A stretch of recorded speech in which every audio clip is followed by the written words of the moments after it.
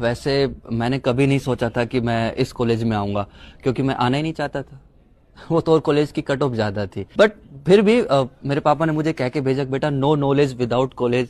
But अब ऐसा लगता है कि पापा you don't have knowledge about this college, वरना आप कभी ऐसे नहीं कहते। वैसे पापा जिंदा हैं। फिर भी इस कॉलेज के टीचर्स है वो मेरे लिए इंस्पिरेशन है। उन्होंने मुझे सिखाया कि बेटा अपने काम पर फोकस रहो, किसी और चीज पर ध्यान मत दो। तो बच्चे पढ़ते हैं नहीं पढ़ते, इस चीज पे उन्होंने कभी ध्यान नहीं दिया। इस कॉलेज ने मुझे एक बहुत ही बड़ी सीख सिखाई है कि वर्क प्रेशर को कैसे झेलना है। आसान थोड़ी ना एक रात पहले पढ़ के पूरा पेपर दे देना। पढ़ाई भी हुई है यहाँ पे कि मुझे न्यूटन का जो लॉ है कि action is equal to reaction कैसे होता है, वो यहाँ के पता चला जब मुझे समझ में आया कि कॉलेज वालों को लगता है कि हम बच्चे खराब, और हम बच्चों को लगता है कि हमारे कॉलेज वाले खराब। शायद म्यूचुअल अंडरस्टैंडिंग भी हम इसे बोल सकते हैं। इस कॉलेज के एनवायरनमेंट में एक बहुत ही खास बात यह है कि ये हम बच्चों के अंदर की छिपी हुई प्रतिभा को भी बाहर निकाल लाता है।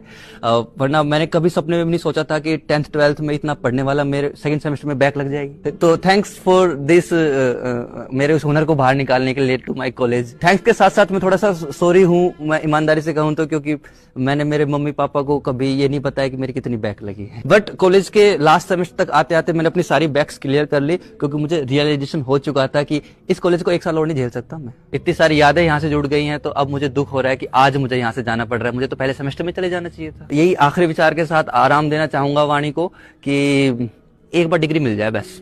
माँ कसम दोबारा इस कॉलेज तरफ झांक के नहीं देखूंगा। सर आ रहे, तालियां तालियां तालियां बजाइए सर।